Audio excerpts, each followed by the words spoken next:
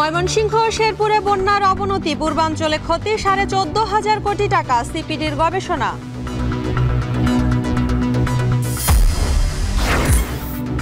পাইকারিতে সরকারি দরের চেয়ে প্রতি পিস ডিম বিক্রি 3 টাকা বেশিতে, রাজধানীর বাজারে ভোক্তার অভিযান।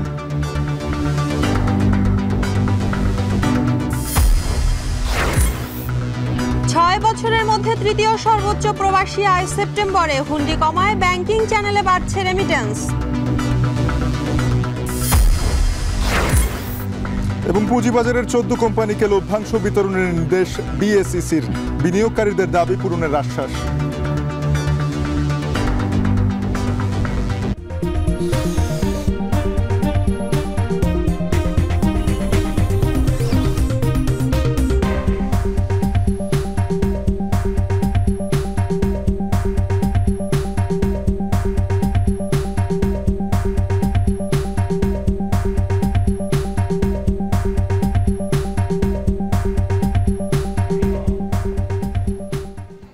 স্বাগত। এখন দুপুরে পুরো আয়োজনে আপনাদের সঙ্গে আছি আমরা দুজন, আমি শম্পা বিশ্বাস এবং আমি তানজিম শাফিন। উজানের ঢলের সাথে রাতভর ভারী বর্ষণে ময়মনসিংহ, শেরপুর ও নেত্রকোনায় বন্যা পরিস্থিতির অবনতি হয়েছে। প্লাবিত হয়েছে নতুন নতুন এলাকা। ঢলের পানিতে বসত ভিটা তলিয়ে যাওয়ায় অনেকেই ঠাঁই নিয়েছেন আশ্রয় কেন্দ্রে। এ অঞ্চলে পানিবন্দী হয়ে পড়েছেন প্রায় 2 লাখ মানুষ। বিস্তারিত থাকছে প্রতিবেদনে।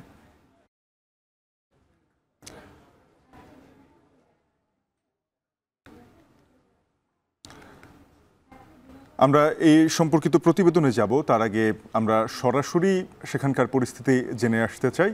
সবশেষ জানাতে ময়মনসিংহ এবং শেরপুর থেকে যোগ দিচ্ছেন সহকর্মী হারুনুর রশিদ ও জাহিদুল খান সৌরভ। প্রথমেই ময়মনসিংহে যাব। হারুন, জানাবেন কতটি আশ্রয় কেন্দ্র প্রস্তুত করা হয়েছে এবং সেখানকার সর্বশেষ পরিস্থিতি কি? কত মানুষ সেখানে যাচ্ছেন বা যেতে বাধ্য হচ্ছেন? শাফিন, ময়মনসিংহ অঞ্চলে কিন্তু ভারী বর্ষণ এবং পাহাড়ি ঢলে, ভারত থেকে আসা যে পাহাড়ি ঢল, সেই ঢলের কারণে কিন্তু আবারও বন্যা পরিস্থিতির অবনতি হয়েছে। গতকালকে যে কিছু কিছু এলাকায় বন্যার পরিস্থিতি কিছুটা উন্নতি হয়েছিল, আজকে সেগুলোতে আবার কিন্তু অবনতি হয়েছে, যার কারণে মানুষজন কিন্তু একেবারে দিশেহারা হয়ে পড়েছেন। আমরা সকাল থেকেই হালুয়াঘাট এলাকায় আছি এবং হালুয়াঘাট এলাকার চিত্র যদি একটু বলি, আমরা সকাল থেকেই দেখছি যে মানুষ যেভাবে পারছেন আশ্রয়কেন্দ্রের দিকে ছুটে আসছেন বা উঁচু যে স্থান রয়েছে বা আত্মীয় স্বজনের বাড়ি, যাদের বাড়িতে পানি উঠেনি তারা কিন্তু সেখানে যাচ্ছেন। এবং বিশেষ করে যারা গবাদি পশু নিয়ে কিন্তু মানুষজন চরম বেকায়দার মধ্যে পড়েছেন, সেই গবাদি পশুগুলো আশ্রয়কেন্দ্রে নিয়ে আসার চেষ্টা করছেন বা উঁচু স্থানে নিয়ে আসার চেষ্টা করছেন। এবং যারা আক্রান্ত হয়েছেন বন্যায়, তারা কিন্তু শুকনো খাবার এবং বিশুদ্ধ পানির সংকটের মধ্যে পড়েছেন এবং সব মিলিয়ে কিন্তু খুব দুর্বিষহ অবস্থায় বলা চলে। এবং ময়মনসিংহ অঞ্চলের, ময়মনসিংহ বিভাগের, বিশেষ করে ময়মনসিংহ এবং শেরপুর জেলায় এখানে প্রায় 58টি আশ্রয় কেন্দ্র খোলা হয়েছে বলে আমাদেরকে জানিয়েছেন ময়মনসিংহের বিভাগীয় কমিশনার উম্মে সালমা তানজিয়া। তিনি সকালে হালুয়াঘাটে এসেছিলেন এবং একটি আশ্রয় কেন্দ্রে তিনি ত্রাণ সামগ্রী বিতরণ করেছেন এবং তখন তিনি যেটি বলেছেন যে আশ্রয় কেন্দ্রগুলোতে যেন খাবার নিশ্চিত করা যায়, সেই বিষয়টির জন্য তারা চেষ্টা করছেন এবং বন্যা কবলিত যারা মানুষ রয়েছেন ক্ষতিগ্রস্ত, তাদেরকে সহায়তা করার জন্য সরকার প্রস্তুত রয়েছে বলে আমাদেরকে জানিয়েছেন। তবে স্থানীয়রা যেটি বলছেন যে ত্রাণ সহায়তা দেয়া হচ্ছে, এটি কিন্তু একেবারেই অপ্রতুল, অর্থাৎ তাদের প্রয়োজনের তুলনায় কিছুই কিন্তু হচ্ছে না। এবং যেখানেই ত্রাণ বিতরণ করা হচ্ছে সেখানেই কিন্তু বানবাসী প্রচুর মানুষ, শত শত মানুষ ছুটে আসছেন এবং অল্প কিছু সংখ্যক ত্রাণ পেলেও বাকিরা কিন্তু কিছু না পেয়েই ফেরত যাচ্ছেন। এবং আরেকটি বিষয় যদি বলে রাখি, যেমন কষ্ট করছেন বানবাসী মানুষ শুকনো খাবার পানির জন্য, পাশাপাশি তাদের যে কষ্টের ফসল, সেই ফসল কিন্তু একেবারে নষ্ট হওয়ার উপক্রম হয়েছে। আজকে প্রায় 3 দিন যাবৎ আমন ধানের ক্ষেত পানির নিচে এবং পানি বাড়ার কারণে যে কিছু উঁচু জায়গায় ধানের ক্ষেত ছিল সেগুলোও কিন্তু তলিয়ে যাচ্ছে। আমরা যে এলাকাটিতে আছি এটি হালুয়াঘাটের খন্দকপাড়া এলাকা, পৌর এলাকা। এখানের যে ধান ক্ষেতগুলো আমরা সকালেও দেখেছি যে এখানে কিছু ধান ভেসেছিল, এখন কিন্তু এই কয়েক ঘন্টার মধ্যেই কিন্তু এটি তলিয়ে যাচ্ছে এবং পানি যেভাবে বাড়ছে স্থানীয়রা বলছেন যে আরও অবনতি হওয়ার একটা আশঙ্কা রয়েছে। এবং ফসলি জমি, ধানের ক্ষেত, মাছের খামার সব কিন্তু ভেসে গেছে। অর্থাৎ যারা বন্যা কবলিত হয়েছেন তারা একেবারে প্রায় নিঃস্ব, তাদের ফসল যেমন নষ্ট হয়েছে, মাছ ভেসে গেছে, এভাবে আর্থিকভাবে যেমন ক্ষতিগ্রস্ত হয়েছেন, পাশাপাশি ঘরবাড়ি ক্ষতিগ্রস্ত হয়েছে, বেশ কিছু কাঁচা ঘর কিন্তু এই নতুন করে প্লাবিত হওয়ার কারণে ক্ষতিগ্রস্ত হয়েছে, রাস্তাঘাট ভেঙেছে। সব মিলিয়ে একটি দুর্বিষহ অবস্থার মধ্যেই কিন্তু এই বন্যা কবলিত এলাকার মানুষজন রয়েছেন। তো এই ছিল আমার কাছে ময়মনসিংহ থেকে সর্বশেষ। এবার একটু শেরপুরের পরিস্থিতি জানতে চাই। সৌরভ, জানাবেন যে শেরপুরে সবশেষ কী অবস্থা, কত মানুষ এই পানিবন্দী অবস্থায় পড়েছেন, কিংবা আরও কী ধরনের ক্ষতি হচ্ছে সেখানে? শাফিন, শুরুতে জানাই গত ২০ বছরের মধ্যে এরকম ভয়াবহ বন্যার সম্মুখীন হয়নি ঝিনাইগাতি, তারপর হচ্ছে নালিতাবাড়ী এবং নকলা উপজেলার মানুষ। আমি স্থানীয় বন্যার্থদের সাথে কথা বলেছিলাম, তারা বলেছেন যে ক্রমেই পানি বেড়ে চলছে, পানি কমার আসলে কোনো সম্ভাবনা নেই। তো গত টানা বর্ষণ এবং ভারী বৃষ্টিপাতের কারণে ভারত থেকে নেমে আসা যে উজানের পানি, সেটির কারণে কিন্তু মূলত এই বন্যা পরিস্থিতির সৃষ্টি। আমরা দেখেছি যে বন্যা কবলিত এলাকায় প্রত্যেকটি পরিবারে আমরা দেখেছি যে একদম কোথাও হাঁটু সমান পানি, কোথাও কোমর সমান পানি, কোথাও একদম বুক পর্যন্ত পানি রয়েছে। বিশেষ করে যারা গৃহপালিত পশু পালন করেন তাদেরকে নিয়ে বিপাকে রয়েছেন এই বন্যার্ত এলাকার বন্যা কবলিত মানুষেরা। আমরা দেখেছি যে রাস্তা, বিশেষ করে শেরপুর নালিতাবাড়ী উপজেলার যে আঞ্চলিক সড়কটি রয়েছে, এই সড়কের পাশে ছোট ছোট ছোপি ঘর করে এখানে কিন্তু গৃহপালিত পশু পাখিকে রাখা হয়েছে। বিশেষ করে পরিবারে যারা বয়োবৃদ্ধ মানুষ, শিশু, তারাও বেশ কষ্ট রয়েছে।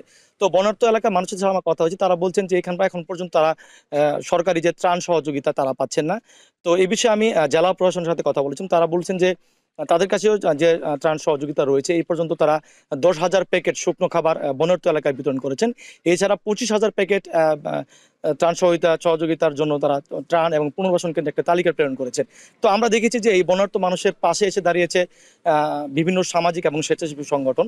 তারা নিজ উদ্যোগে কিন্তু এই বন্যা কবলিত এলাকার মানুষদের উদ্ধার করছেন, ত্রাণ সহযোগিতা দিচ্ছেন। তো তারা বলছেন যে যদি শুকনো খাবার যেমন চিরা, মুড়ি, গুড় এগুলো দেওয়া হয়, তাহলে হয়তো অনেকটাই তাদের দুঃখ দুষ লাঘব হবে। তো আমি যদি শেষ মুহূর্তে জানাই যে 26 হেক্টর এখানে আমন ধান এবং 100 হেক্টরের মতো শীতকালীন যে আবাদ রয়েছে সবজি, সেটি কিন্তু পানিতে ডুবে গেছে। তো দীর্ঘস্থায়ী থাকলে হয়তো কৃষকটা অনেকটাই ক্ষতির সম্মুখীন হবেন। তো শাফিন, এই ছিল শেরপুর থেকে বন্যা পরিস্থিতির সর্বশেষ তথ্য আমার কাছে। শেরপুর থেকে জাহিদুল খান সৌরভ। এর আগে ময়মনসিংহ থেকে সহকর্মী হারুনুর রশিদ যুক্ত হয়ে সেখানকার বন্যা পরিস্থিতির সবশেষ আমাদেরকে সরাসরি জানাচ্ছিলেন। এবারে ময়মনসিংহ, শেরপুর ও নেত্রকোনার বন্যা পরিস্থিতি নিয়ে আমরা প্রতিবেদন দেখব।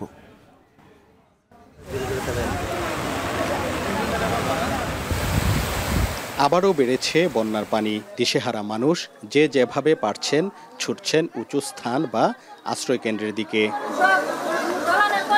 ময়মনসিংহের হালুয়াঘাট ও ধোবাউড়া উপজেলায় রাতভর ভারী বৃষ্টিপাতের কারণে পরিস্থিতির অবনতি হয়েছে। হালুয়াঘাটের প্রায় 30,000 পরিবারের লক্ষাধিক মানুষ পানিবন্দী অবস্থায় রয়েছে। ধোবাউড়ায় পানিবন্দী 6,000 পরিবারের প্রায় 30,000 মানুষ। প্লাবিত হয়েছে নতুন নতুন এলাকার ফসলের ক্ষেত, মাছের খামার। বেশ কিছু কাঁচা ঘরবাড়ি ও সড়ক ক্ষতিগ্রস্ত হয়েছে। দুর্গত এলাকায় শুকনো খাবার ও বিশুদ্ধ পানির তীব্র সংকট দেখা দিয়েছে। গবাদি পশু রাখা ও গোখাদ্য নিয়েও বেকায়দায় বন্যার্তরা। প্রয়োজনের তুলনায় আশ্রয় কেন্দ্রও কম। আমারও অবস্থা ভালো না, বাইরে ঘরে পানি, দলিত জায়গা জীবিত লয়ে রান্না বান্না নাই, খাওয়া দাওয়া নাই। আর আমরা নৌকা লাগে আসতে পারতাছি না, খুব কষ্টের মধ্যে আছি। খাওয়া দাওয়া নাই, পানি কাঞ্জি নাই, কারেন্ট নাই, কিছুই নাই। আমরা 3 দিন ধরে না খাওয়া অবস্থায় আছি আর কি। গ্যাস গুস নাই ঠিক মতনে, বাইরে ঘরে পানি। মানে আজকে সামান্য প্রাণ নিয়ে আসে, এইমাত্র আসলো। কোনো খাওয়া নাই, দাওয়া নাই, মানুষ কি কষ্টের মধ্যে আছে। স্কুল করা একটা শুরু, এটার মধ্যে তো জায়গা হইতেছে না। জলে কিন্তু বাউ নাই আমরা, কই যাই আমরা 3 দিন ধরে যে পানি এই পর্যন্ত কেন খোঁজ খবর লইছে না। যারা আইছে যে সব লয়ে গেছে টানের মানুষে, আমরা যারা পানিবন্দী তারা কেউ পাইছি না। এদিকে ত্রাণ বিতরণের খবর পেলেই ছুটে আসছেন শত শত বানভাসী মানুষ। আবার যা দেয়া হচ্ছে তা অপ্রতুল। এছাড়া প্রকৃত ক্ষতিগ্রস্তদের কাছে সহায়তা পৌঁছাচ্ছে না বলেও অভিযোগ ভুক্তভোগীদের। এদিকে ভারী বৃষ্টি আর ভারতের পাহাড়ি ঢলে শেরপুরের বন্যা পরিস্থিতির আরও অবনতি হয়েছে। উজানে পানি কিছুটা কমতে শুরু করলেও ভাটি এলাকায় প্লাবিত হচ্ছে নতুন নতুন গ্রাম। তলিয়ে গেছে বিপুল পরিমাণ আমন ধান ও শীতের সবজির ক্ষেত। নেত্রকোনার কংস ও সোমেশ্বরী নদীর পানি বেড়েই চলেছে। জেলার দুর্গাপুর, কলমাকান্দা ও পূর্বধলা উপজেলায় অন্তত 1.5 লাখ মানুষ পানিবন্দী হয়ে পড়েছে। ত্রাণ নিয়ে বন্যার্তদের নানা অভিযোগ থাকলেও সরকার সব রকম সহায়তার জন্য প্রস্তুত বলে জানিয়েছে প্রশাসন। বন্যার কারণে বন্ধ রয়েছে হালুয়াঘাট ও ধোবাউড়া উপজেলার সব প্রাথমিক ও মাধ্যমিক বিদ্যালয়। পানি উন্নয়ন বোর্ড বলছে বৃষ্টি কমে গেলে 2-1 দিনের মধ্যেই পরিস্থিতির উন্নতি হবে। তখন ক্ষতিগ্রস্ত বাঁধগুলোর সংস্কার শুরু হবে। হারুনুর রশিদ, এখন, ময়মনসিংহ। সাম্প্রতিক বন্যায় দেশের পূর্বাঞ্চলে আর্থিক ক্ষতি 14,421 কোটি টাকা, যেখানে মৎস্য ও কৃষিতে ক্ষতির পরিমাণই 31.9%। সিপিডি বলছে, কৃষি, মৎস্য এবং প্রাণী সম্পদের সাথে জড়িত ক্ষুদ্র ব্যবসায়ীরা পুঁজি হারিয়েছে। তাদের পক্ষে ক্ষুদ্র ঋণের অর্থ ফেরত দেয়া এই মুহূর্তে কঠিন। আরও জানাচ্ছেন সেলিয়া সুলতানা। এবারের বন্যা ছিল পূর্বাঞ্চলের 8 জেলার মানুষের জন্য নতুন অভিজ্ঞতা। 56 জনের মৃত্যু ছাড়াও ভেসে গেছে ফসলের ক্ষেত। বন্যা ছাপ রেখে গেছে কাঁচা ঘরবাড়ি, স্কুল, স্বাস্থ্য প্রতিটি খাতেই। দীর্ঘদিন পানি না নামায় অবকাঠামোতে সবচেয়ে বেশি ভেঙে পড়েছে সড়ক ব্যবস্থা। বেশি ক্ষতিগ্রস্ত হয় শিক্ষা ব্যবস্থা। বন্যা পরবর্তী পরিস্থিতি প্রতিবেদনে সিপিডির তথ্য বলছে, খাতভিত্তিক কৃষি ও বনায়নে সবচেয়ে বেশি ক্ষতি 35.85%। আর্থিক অঙ্কে 5,169 কোটি টাকা। অবকাঠামোতে 4,653 কোটি টাকা, যা মোট হারের 32%। তবে উপখাতে কৃষি, মৎস্য খাতে সবচেয়ে বেশি ক্ষতিগ্রস্ত হয়েছে।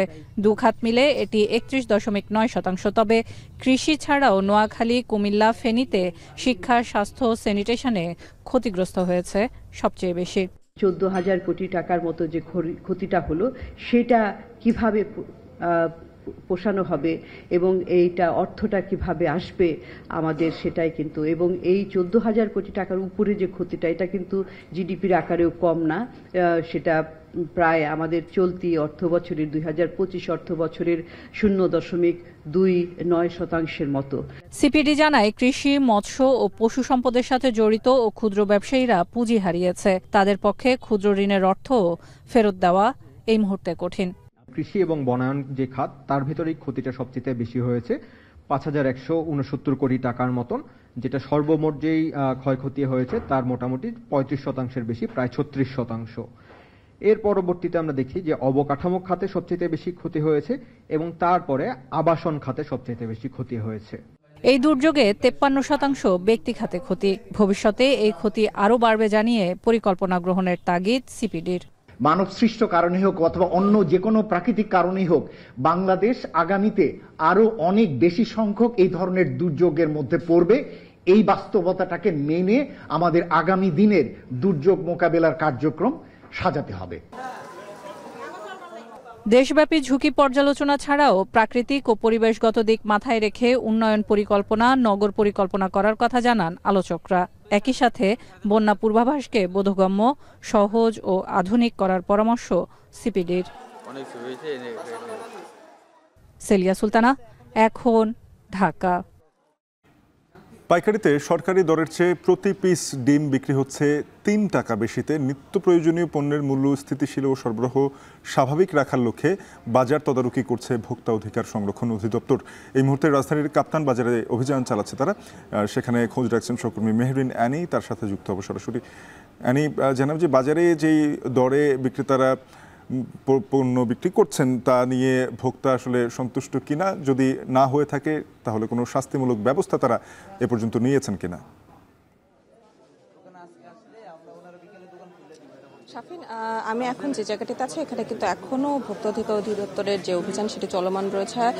কিছুক্ষণ আগে এখানে একটি দোকানে একটি ডিম ব্যবসায়ীকে প্রাণী সম্পদ অধিদপ্তর থেকে যে দাম নির্ধারণ করে দেওয়া হয়েছিল, যে প্রতি পিস ডিম পাইকারিতে 11 টাকা 1 পয়সা করে তারা বিক্রি করবে, সেখানে কিন্তু এই ডিম পট্টির কাপ্তান বাজারের যে ডিম পট্টির যারা ব্যবসায়ীরা আছে তারা কিন্তু বিক্রি করছে 13 টাকা 50 পয়সা থেকে 14 টাকা করেও তারা এখানে বিক্রি করছে। তো যে কারণে এখানে যে ভোক্তা অধিকার অধিদপ্তরের যে অভিযান পরিচালনা হয়েছে সেই পরিচালনা থেকে কিন্তু এখানে 2টি দোকানে আসলে এই অভিযান পরিচালনা করা হয়েছে। সেই 2টি দোকানের প্রত্যেকটি দোকানকেই কিন্তু 50,000 করে মোট 1 লাখ টাকা তাদের জরিমানা করা হয়েছে। এবং এখানে যে দোকানগুলো রয়েছে, যে 2টি দোকানকে তারা আসলে জরিমানা করেছে, সেই দোকানগুলোতে কিন্তু সাময়িক সময়ের জন্য এই দোকান দুটিকে কিন্তু সিলগালা করে দেওয়া হয়েছে। এবং এখানে আসলে যিনি দায়িত্বে এসেছেন এই অভিযানে, তিনি বলেছেন যে এই দুজন দোকানির কাছে কিন্তু পাকা রসিদ না থাকা এবং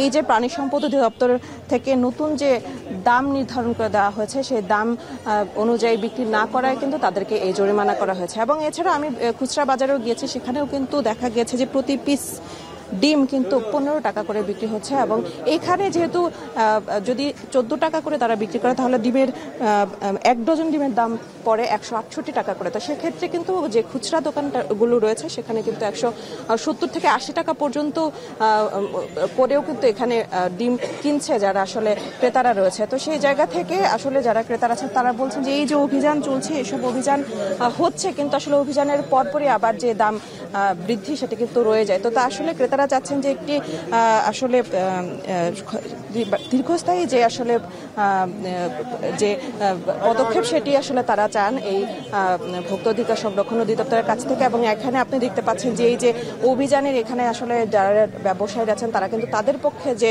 ধরনের যুক্তি দেওয়ার কথা তারা কিন্তু দিচ্ছে, যে তারা বলছেন যে তারা আসলে মধ্যস্বত্বভোগীর কাছ থেকে কেনার কারণে তারাও বেশি দামে কিনছে, যে কারণে তারাও বেশি দামে বিক্রি করছে। এছাড়া বন্যার কারণটিও কিন্তু তারা দেখেছে। তো সাফিন, এই ছিল আমার কাছ থেকে কাপ্তান বাজার থেকে বাজার অভিযানের সর্বশেষ।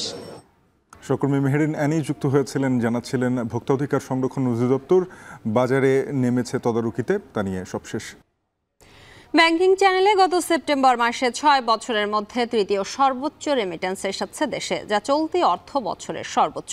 তবে গত 15 বছরে অর্থনীতি এবং ব্যাংকিং খাতে শেখ হাসিনা সরকারের প্রতি আস্থা না থাকায় বৈধভাবে আয় পাঠানোর আগ্রহ কম ছিল বলছেন প্রবাসীরা। আর শুধু সরকার পতনই নয়, হুন্ডি ব্যবসা কমায় ব্যাংকিং চ্যানেলে রেমিটেন্সের প্রভাব বেড়েছে বলে জানিয়েছেন বিশ্লেষকরা। আরও জানাচ্ছেন আতাউর নিয়ন। সেপ্টেম্বর মাসে রেমিটেন্স আগস্ট মাসের তুলনায় $18 কোটি বেশি এসেছে, যা চলতি 2024-25 অর্থ বছরের প্রথম 3 মাসের মধ্যে সর্বোচ্চ। বাংলাদেশ ব্যাংকের তথ্য মতে গত মাসে $240 কোটি প্রবাসী আয় এসেছে, যা গত বছরের একই মাসে ছিল $133 কোটি।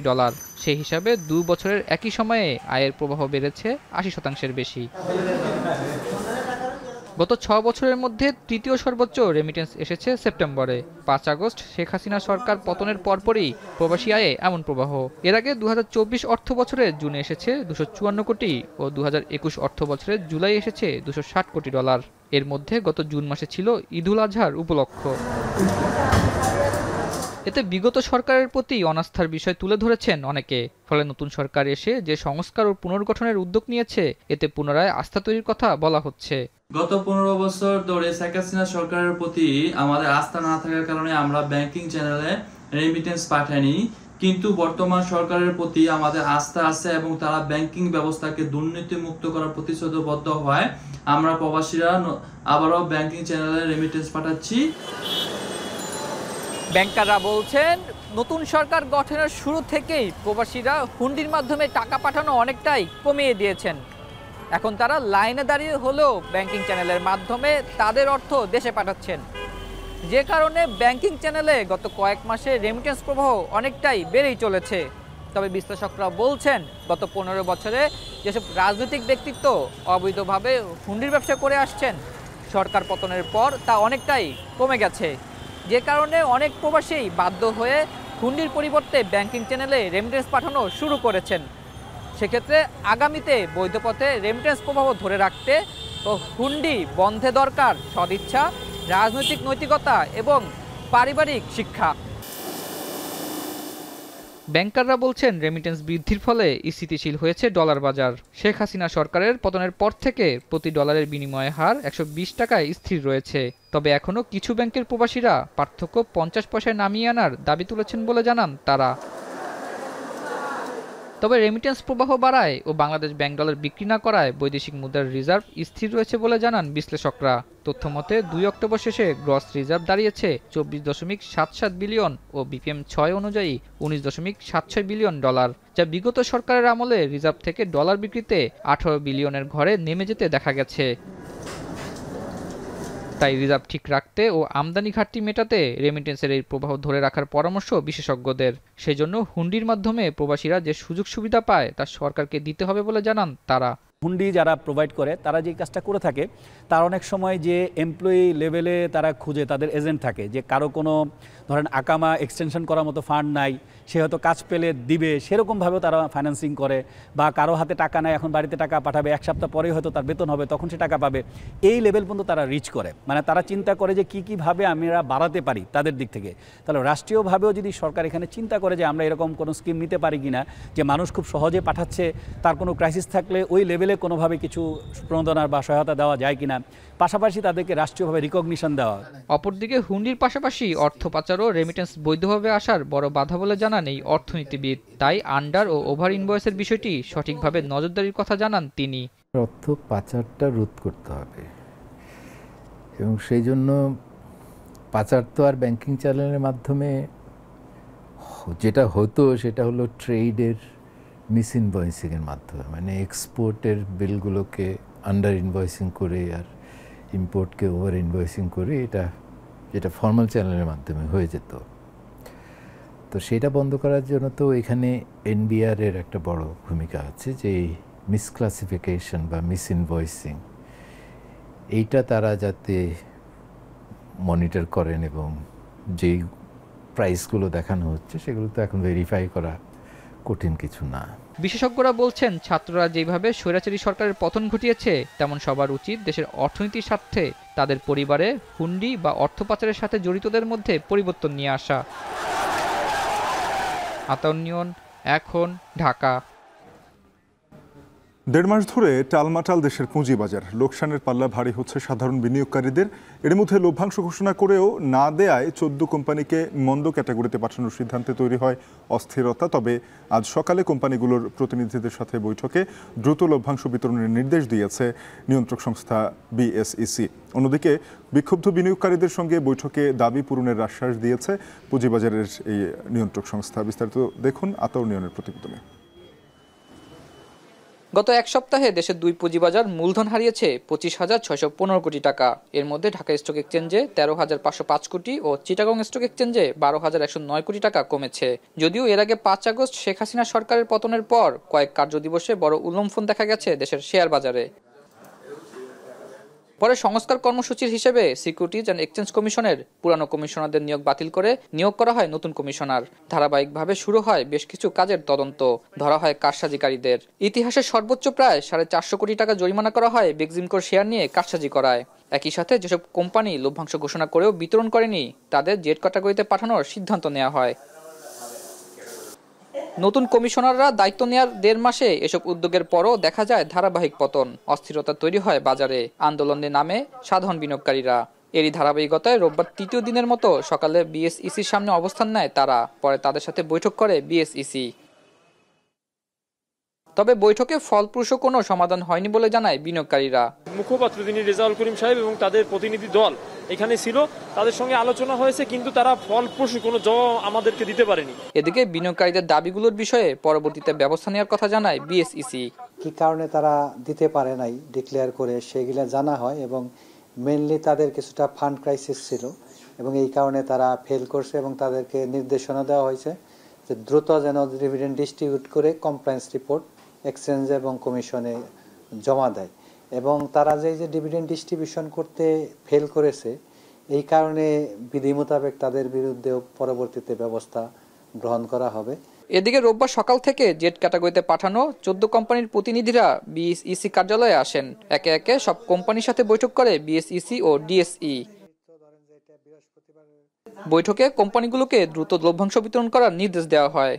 এক্সিস্টিং লস রুলস রেগুলেশনে যেগুলো ইমপ্লিমেন্টেশন করা যাবে সেগুলো দ্রুত ইমপ্লিমেন্টেশন করা হবে, আর যেগুলো মানে সিকিউরিটি লস রুলস রেগুলেশনের অ্যামেন্ডমেন্টের প্রয়োজন পড়বে সেগুলো আমাদের টাস্ক ফোর্সে রেফার করা হবে। তারা মানে পরবর্তীতে এই বিষয়গুলো তাদের ইসের মধ্যে অন্তর্ভুক্ত করবে।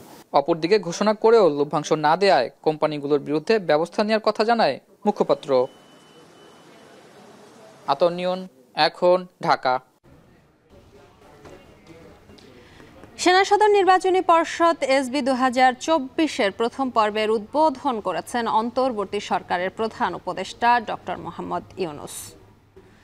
সকালে ঢাকা সেনানিবাসে সেনা সদর কনফারেন্স হলে এর আনুষ্ঠানিক উদ্বোধন করেন তিনি। প্রথম পর্বের এই পদোন্নতি পর্ষদে সেনাবাহিনীর কর্নেল ও লেফটেন্যান্ট কর্নেল পদবীর কর্মকর্তারা পদোন্নতির জন্য বিবেচিত হবেন। প্রধান উপদেষ্টা বলেন, দেশের ক্রান্তি লগ্নে সেনাবাহিনী মানুষের পাশে দাঁড়িয়েছে, অন্তর্বর্তী সরকার গঠনের প্রক্রিয়াকে ত্বরান্বিত করে দেশকে অস্থিতিশীল পরিস্থিতির হাত থেকে রক্ষা করেছে। ফলে সেনাবাহিনী আবারও মানুষের আস্থা অর্জন করেছে। সেনাপ্রধান জেনারেল ওয়াকারুজ্জামান, প্রতিরক্ষা সচিব, চিফ অফ জেনারেল স্টাফ, সশস্ত্র বাহিনী বিভাগের প্রিন্সিপাল স্টাফ অফিসার সহ ঊর্ধ্বতন কর্মকর্তারা এ সময় উপস্থিত ছিলেন।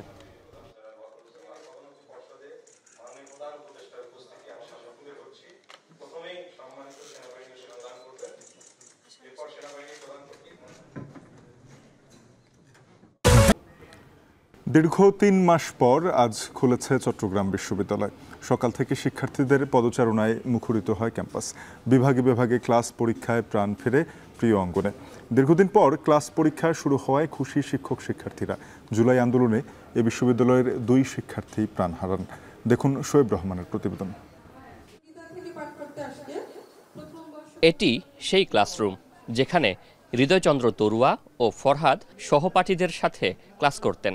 এটি সেই ক্লাসরুম যেখানে তারা বন্ধুদের সাথে খুনসুটি আর দেশ বিদেশের ইতিহাস নিয়ে গল্প জুড়ে দিতেন। আজ তাদের সেই প্রিয় ক্লাসরুমে নতুনের কলতান। আছেন তারা দুজনও, কিন্তু কেবলই ছবি হয়ে। জুলাই আন্দোলনে শহীদ হয়েছেন চট্টগ্রাম বিশ্ববিদ্যালয়ের ইতিহাস বিভাগের এই 2 শিক্ষার্থী। 3 মাস পর বিশ্ববিদ্যালয় খোলার দিনে তাদের স্মরণে প্রথম বেঞ্চটি ফাঁকা রাখা হয়। ফুল দিয়ে ভালোবাসা প্রকাশ করেন ইতিহাস বিভাগের শিক্ষক শিক্ষার্থীরা। প্রদর্শিত হয় রক্তে রাঙা জুলাই আগস্টের বিপ্লবী দিনগুলোর ডকুমেন্টারি। হৃদয় তরুয়া ও ফরহাদদের আত্মত্যাগের গল্পগুলো ভেসে ওঠে চোখের সামনে। তখন চোখের জল বাধা মানেনি শিক্ষক, সহপাঠী কিংবা বন্ধুদের। টকবগে তারুণ্যে ভরা দিনগুলো এখন কেবলই ইতিহাস। 1971 সালের মহান মুক্তিযুদ্ধে আমাদের ডিপার্টমেন্টেরই 2 জন শাহাদাত বরণ করেছিলেন। তারই ধারাবাহিকতায় জাতির ক্রান্তি লগ্নে বরাবর ইতিহাস বিভাগের শিক্ষার্থীরা সামনে এসে দাঁড়িয়েছে। 24-এর ছাত্র আন্দোলনেও আমাদের ইতিহাস বিভাগ থেকে 2 জন শিক্ষার্থী শাহাদাত বরণ করেছে। এমন একটা ফ্রেন্ডকে আমরা হারিয়েছি, আমরা আসলে ইতিহাস পরিবার হিসেবে খুব শোকাহত। আমরা খুব মর্মাহত, তাকে হারিয়ে। খুব ভদ্রনম্র একটা ছেলে ছিলেন। ওর যে বেঞ্চটা, ওর বেঞ্চটা দিকে আমরা তাকাইতে পারি না। ওর বেঞ্চটা একদম থার্ড বেঞ্চে ও সব সময় বসতো, এমনকি ম্যামদের সবচেয়ে প্রিয় পাত্র ছিল। জুলাই আন্দোলন শুরুর পর থেকেই কার্যত অচল হয়ে পড়ে বিশ্ববিদ্যালয়। এক পর্যায়ে 17 জুলাই ঘোষণা দিয়ে বিশ্ববিদ্যালয় বন্ধ করা হয়। দীর্ঘ 3 মাস পর ক্যাম্পাস আড়মোড়া ভেঙে জেগে ওঠে শাটলের হুইসেলে। শিক্ষার্থীদের চলন্ত এই ক্লাসরুম মিস করেন না এমন চবিয়ান খুঁজে পাওয়া ভার। তাই তো প্রথম দিনেই ছুটে এসেছেন শিক্ষার্থীরা। তবে ক্লাসে যাওয়ার আগে জুলাই আন্দোলনে নিহত ও আহতদের স্মরণ করতে ভুলেননি চট্টগ্রাম বিশ্ববিদ্যালয় পরিবার। তাদের স্মরণে চবি শহীদ মিনারে লাল ব্যাজ ধারণ ও প্রার্থনার আয়োজন হয়। সাবজেক্টের যেন রিপ্রেজেন্টেশন থাকে, এটা আমরা খুব ভালোভাবে আমলে নিয়েছি। দূরত্ব, অর্থনৈতিক বঞ্চনার কারণে সেই বিষয়গুলো আমরা দেখছি পুঙ্খানুপুঙ্খ রূপে, এবং এগুলো বিবেচনা করে আমরা একটা ভালো এবং সাস্টেইনেবল ওয়েতে এবং ছাত্রদের সাথে আলাপ করে, বিভিন্ন অংশীজন যারা আছে এই বিশ্ববিদ্যালয়ের সাথে, তাদের সাথে আলাপ করে আমরা একটা ভালো নীতিমালা করব, এবং ভবিষ্যতে আমরা মনে করি যে এই ক্ষেত্রে কোনো ধরনের আর খুব থাকবে না। গতকাল বিশ্ববিদ্যালয়ের হলগুলোতে নতুন বরাদ্দ দিয়ে তা খুলে দেয়া হয়। আজ শিক্ষা কার্যক্রম শুরু হওয়ায় খুশি শিক্ষক শিক্ষার্থীরা। চবি উপাচার্য বলেন, ক্যাম্পাসের শিক্ষার সুষ্ঠু পরিবেশ নিশ্চিত করে জ্ঞান গবেষণার পরিসর বৃদ্ধি প্রধান কাজ।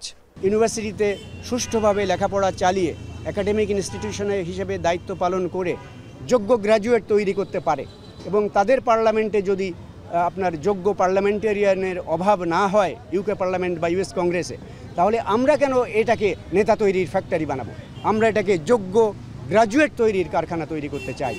জুলাইয়ে যে লক্ষ্য নিয়ে প্রাণ দিয়েছে এ বিশ্ববিদ্যালয়ের হৃদয় তরুয়ার মতো হাজারো ছাত্র জনতা, সে বৈষম্যহীন দেশের লক্ষ্যপানে লাল সবুজের পতাকাকে শক্ত হাতে এগিয়ে নিবে নীতি নির্ধারকরা, সে দাবি শিক্ষক শিক্ষার্থীদের। শোয়েব রহমান, এখন চট্টগ্রাম। ভারতসহ বিভিন্ন দেশ জুলাই আগস্টের গণ অভ্যুত্থান নিয়ে ভুল তথ্য ছড়াচ্ছে বলে অভিযোগ করেছেন তথ্য উপদেষ্টা নাহিদ ইসলাম। সকালে রাজধানীর হোটেল সোনারগাঁওয়ে cross border spread of misinformation South Asia শীর্ষক এক অনুষ্ঠানে তিনি কথা বলেন। তথ্য উপদেষ্টা বলেন, হুট করেই বা কারো একক প্রচেষ্টায় গণ অভ্যুত্থান হয়ে যায়নি, বরং তা হয়েছে বহু বছরের সম্মিলিত প্রচেষ্টায়। ভারতের এরকম একটি নামকরা পত্রিকা আনন্দবাজার এবং ইকোনমিক টাইমস আসলে কোন উদ্দেশ্যে এই ধরনের প্রোপাগান্ডা চালানো হয় এটি কিন্তু আমাদের বোঝা দরকার। বাংলাদেশের এই অভ্যুত্থানকে এক ধরনের ইসলামিস্ট উগ্রবাদের সাথে মিলানোর চেষ্টা করা হচ্ছে এবং বাংলাদেশে দেখানোর চেষ্টা করা হচ্ছে যে এখানে এক ধরনের উগ্রবাদের উত্থান ঘটছে এবং তাদের হাত দিয়ে অভ্যুত্থানটি সংঘটিত হয়েছিল, যেটি একেবারেই সত্য নয়। পুরো যে আন্তর্জাতিকভাবে বাংলাদেশকে নিয়ে যে ডিসইনফরমেশন হচ্ছে, মিসইনফরমেশন হচ্ছে, সেটার বিরুদ্ধে সবাই কথা বলবেন। নিউ ইয়র্কের টাইমস স্কোয়ারে প্রথমবারের মতো দুর্গোৎসব। বাঙালিদের মিলন মেলায় অংশ নিচ্ছেন সনাতন ধর্মাবলম্বীরা ছাড়াও অন্যান্য ধর্মের মানুষ।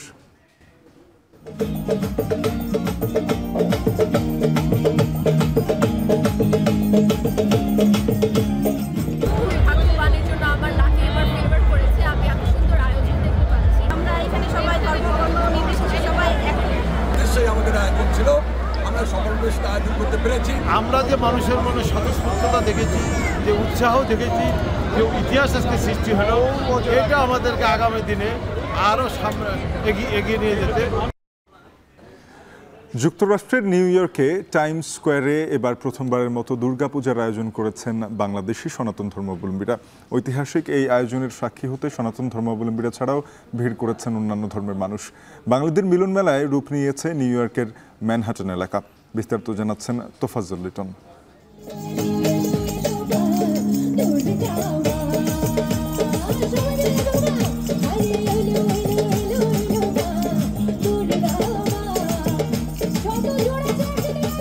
শরতের হাওয়া গায়ে মেখে যুক্তরাষ্ট্রের নিউ ইয়র্কে এবার পালকিতে চড়ে এসেছেন দেবী দুর্গা।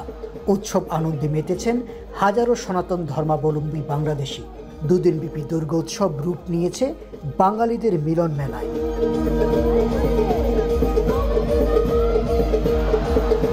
যুক্তরাষ্ট্রের বিভিন্ন রাজ্য, কানাডা, দুবাই, এমনকি পশ্চিমবঙ্গ থেকেও এসেছেন পূজারীরা। বিশ্বের বিভিন্ন দেশের মানুষরা উপভোগ করেছেন বাঙালি সংস্কৃতির গান, বাদ্যবাজনা।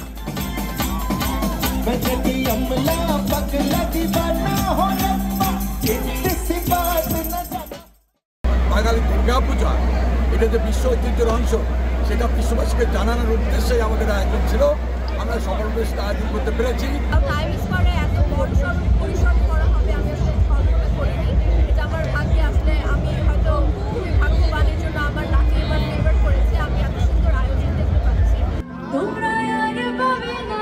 ঐতিহাসিক এই আয়োজনের সাক্ষী হতে শুধু সনাতন ধর্মাবলম্বীরা নন, এসেছিলেন অন্যান্য ধর্মের মানুষ, সেই সঙ্গে অন্যান্য দেশের অধিবাসীরাও। কিশোর কিশোরীদের ছিল স্বতঃস্ফূর্ত অংশগ্রহণ।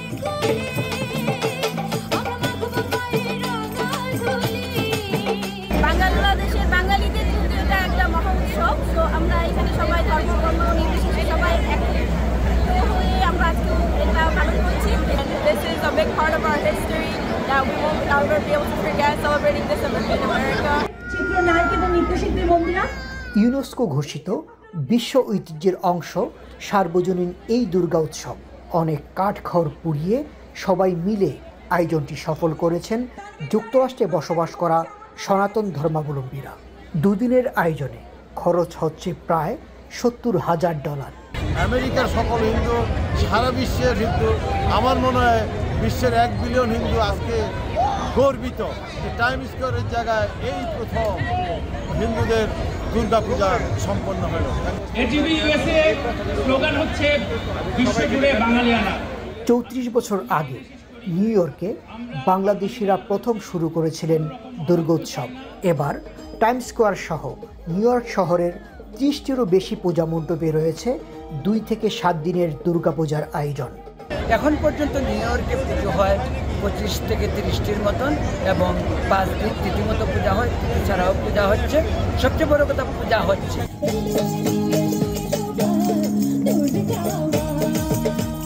দুর্গা উৎসবের আয়োজন আরও বড় আকারে দেখার প্রত্যাশা প্রবাসীদের।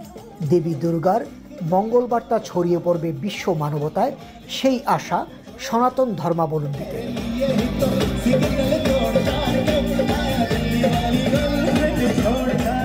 তোফাজ্জল লিটন, এখন নিউ ইয়র্ক, যুক্তরাষ্ট্র।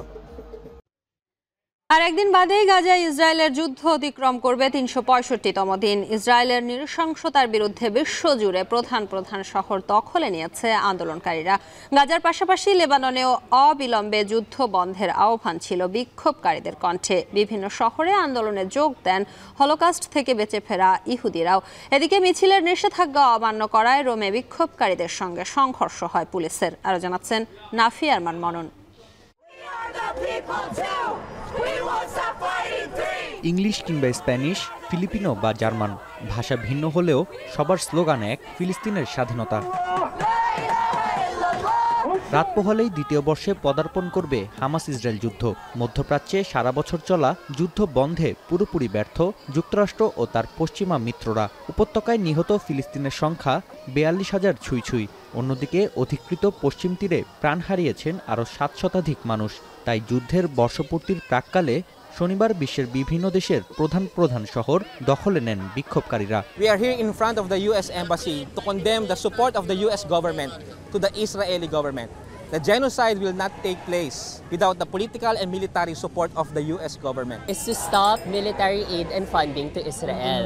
As we can see that Israel is the #1 recipient of military aid, of bombs, of weapons, which go to threatening and killing innocent Palestinians. বিশ্বের বিভিন্ন দেশের মধ্যে লন্ডনের বিক্ষোভ ছিল সবচেয়ে বড়। শনিবার যুদ্ধ বন্ধের দাবিতে বিক্ষোভে অংশ নেন প্রায় ৪০,০০০ মানুষ। এতে যোগ দেন হলোকাস্ট থেকে বেঁচে ফেরা ইহুদি ও তাদের স্বজনেরা। এ সময় ইসরায়েলকে অস্ত্র রপ্তানি বন্ধে আহ্বান জানানো হয় ব্রিটিশ সরকারের প্রতি। Unfortunately, in spite of all our goodwill, the Israeli government does not take any notice, and they just go ahead and continue the atrocities in Gaza. And we want peace in the Middle East and in the world, but listen to your people. Your people are out here in the streets every month, and you're just not listening. You're deaf, dumb and blind. বিক্ষোভের এক পর্যায়ে ফিলিস্তিনপন্থীদের বিরুদ্ধে মুখোমুখি অবস্থান নেন ইসরায়েলপন্থীরা। পুলিশের উপস্থিতিতেই চলে পাল্টাপাল্টি স্লোগান।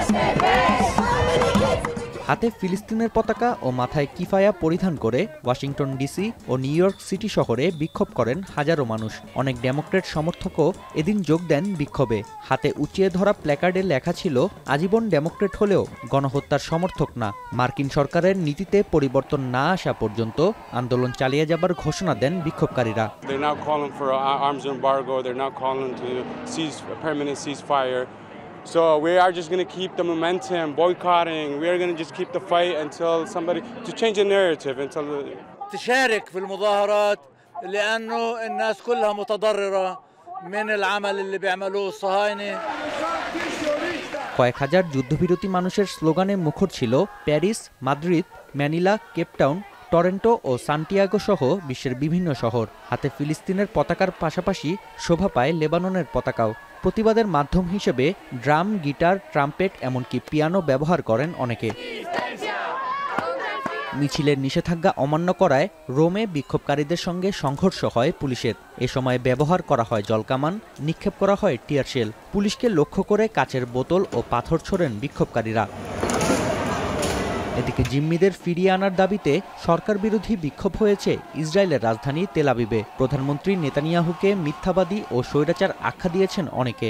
অবিলম্বে যুদ্ধবিরতি কার্যকরের মাধ্যমে মধ্যপ্রাচ্যে শান্তি ফিরিয়ে আনার দাবি জানান বিক্ষোভকারীরা। নাফি আরমান মনন, এখন বিশ্ব। এর সাথে শেষ করছি এখন দুপুর। তবে যাবার আগে শিরোনামগুলো জানিয়ে দিব আরও একবার।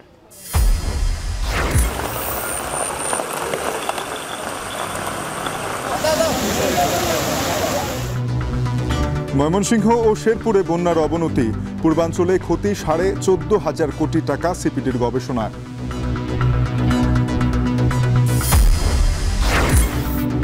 পাইকারিতে সরকারি দরের চেয়ে প্রতি পিস ডিম বিক্রি 3 টাকা বেশিতে রাজধানীর বাজারে ভোক্তার অভিযান।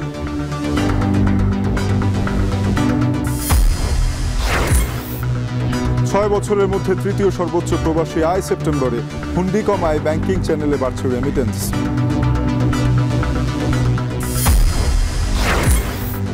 এবং পুঁজিবাজারের 14 কোম্পানিকে লভ্যাংশ বিতরণের নির্দেশ, বিএসইসির বিনিয়োগকারীদের দাবি পূরণের আশ্বাস।